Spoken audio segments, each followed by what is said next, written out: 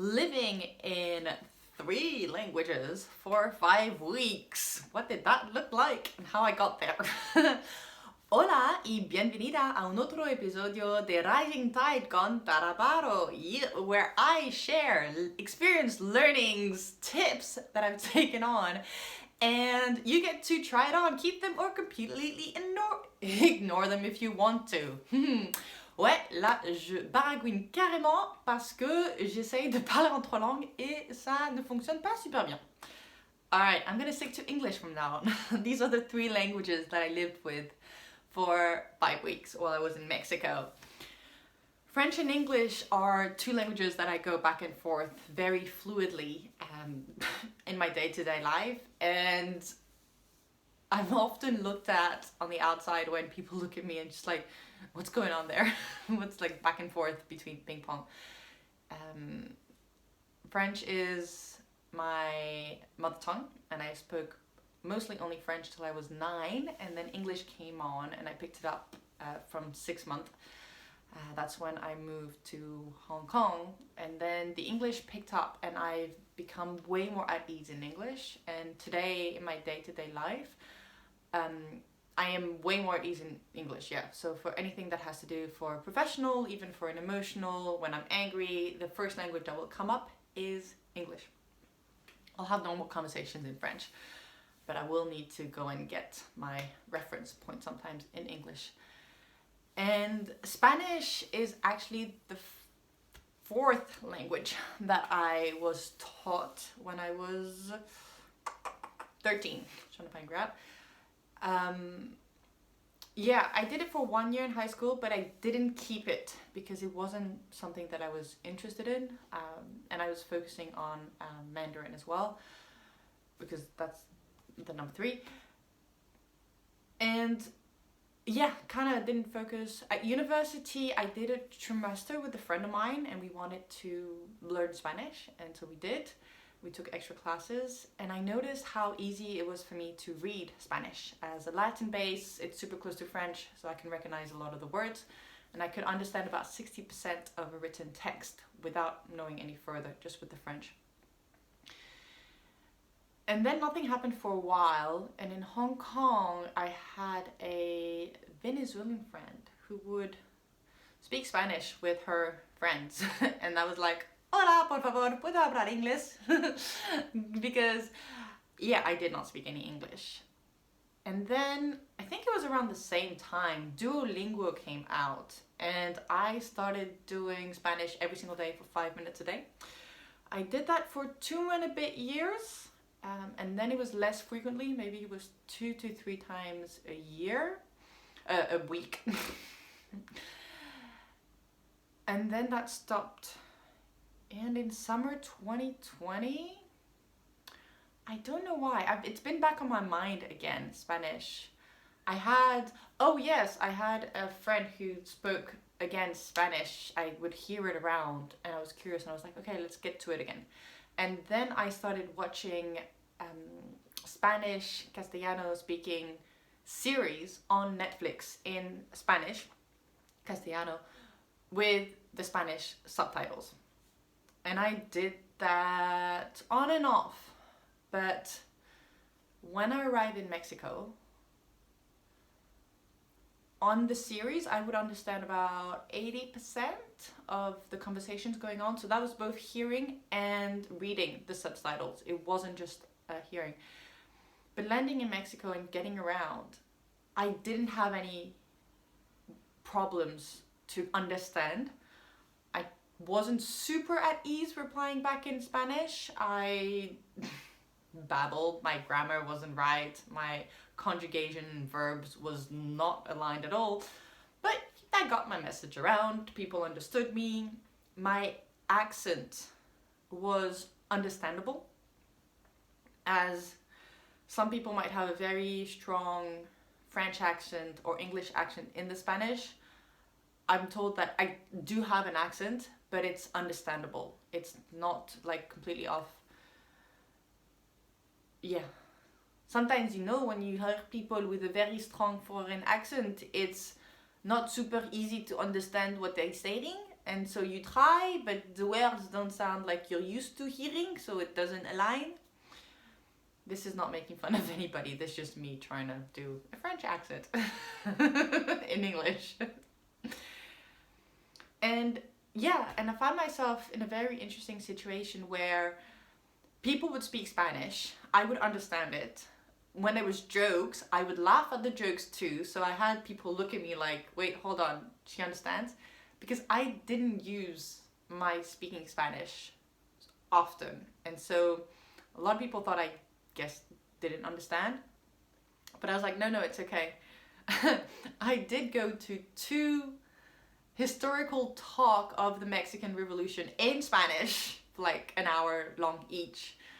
And I didn't need a translator. I had a friend who was very kind. He's like, I'll help. It's like, no, it's okay. I can understand. And I did understand what was going on between the PowerPoint presentation and it wasn't super fast. Mexican Spanish is apparently one of the easiest Spanish to understand, so that worked in my favor. That was good. But yeah, that's how I got there. Boom! Hey there, mini break. You know that thing you've been wanting to do? Like, it's been on your mind, but you haven't done it yet, and it's been thinking and ticking over and over again? Yeah, that one. Well, why not start taking action on it today? Yeah, I mean, it's been there on your mind, it hasn't gone away, so you do want to do it. What do you need? Support. That's where one-on-one coaching comes on. You can give a try for 1 session, or you can hop on and do a whole session for 6 or 7 session in a go for you. And what you'll get is support, but also noticing the patterns that you hold on to and the fears and doubts, limiting beliefs that come up, and work together with them so that you may continue to keep taking action. Because what happens when you go forward towards your goal is resistance comes up, and the closer you are at achieving something, the higher the resistance is, and you feel like it's too much and you can't take it anymore. But actually, that's the time where you just got to keep going and pushing through, because you are, and you're going to make it happen. Coaching is a guidance for that, but what it also does is it will look deeper into where these fears and limitation come from, the blocks internally, and work on them so you can free them up and so they don't show up the next time around. By the way, there will be other ones that will be showing up, but it won't be the same ones, because you will be able to notice it, or at least they show up again. You can see what's going on, recognize it, and go, I know what this is, and I know how to function. That's what you get with coaching. You can find the offers at tarabarot.com, tarabarot.com/offerings. Back to the episode. So, 5 weeks in Mexico speaking French, English, and Spanish. The hostel that I was staying at, you had a lot of English speakers because of where it was, and English tends to be the most common language spoken by tourists and travelers. Then you had Spanish, of course, because you're in Mexico, so Spanish. And you did have quite a lot of French traveling around.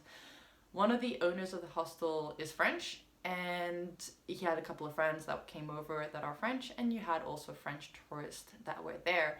As I was working at the hostel as well and working in hospitality, I noticed that when you use a language that is not your first language, or you're not at ease with, you get tired. And so when I would hear somebody that's French and would rather speak French, I would swap to French. I try to speak the most commonly speak language around in general. I find it's rude when you speak the minority language when you're capable of speaking the majority language. This is just me growing up and how I perceive things.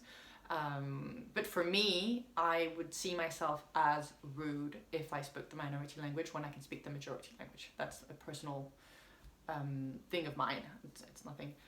And so, yeah, when I noticed that guests would come along and they would speak French was their first language, I'd swap to French straight away. And they would be actually really happy. It's like, oh, I hadn't spoken French in a while. It's so refreshing. Thank you so much. And as I was working in the hostel, then I'd help around as well with guidance around the town, with any things that I needed, and just, you know, getting to know people as well. It was fun. But yeah, there was one thing where people asked me, did my Spanish improve? First of all, I didn't really know my level of Spanish when I got to Mexico. I don't know if I could say I underestimated it, or I was completely clueless. I knew I had a comprehension, I knew I can babble, but I just didn't know to what level really, because I haven't been in that environment. I was surprised how at ease I was. Also, I was okay by asking questions to people because I knew I could understand the answer. And I noticed that compared to other travelers who weren't comfortable in understanding and comprehension, it was harder for them to ask because also they weren't sure if they could be able to understand it back. I didn't have that problem. I could understand it. I'm like, sure, y'all, this one. And what I did do is also when I heard Spanish conversation, I would either reply in French or in English. This is me being lazy. I completely embrace it because it was easier. There is this thing where your brain goes on overload when you're going into a new country with a new language and you're surrounded by it all the time. I had this conversation with a friend previously and she was talking, her first language is Spanish, second is English. And she was saying how it was sometimes exhausting only speaking in English and she just had to tune off. One thing that Spanish is still is when I hear a conversation from far away, I do need to give it my full attention to understand what people are saying. For example, if I compare it with English or French, if I'm in a room and I hear background noise in French and English, I understand it without having to pay attention to it. I hear background noises, I'll hear the language and I can understand what the conversation is going on.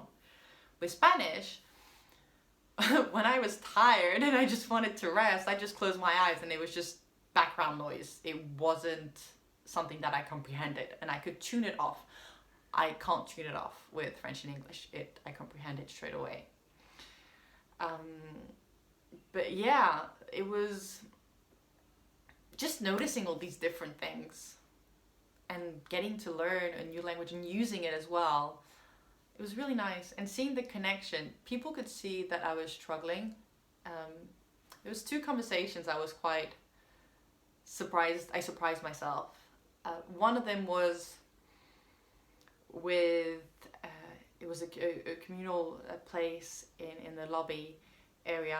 And we just started talking in Spanish. She didn't speak any English or barely, but I was happy to use my Spanish.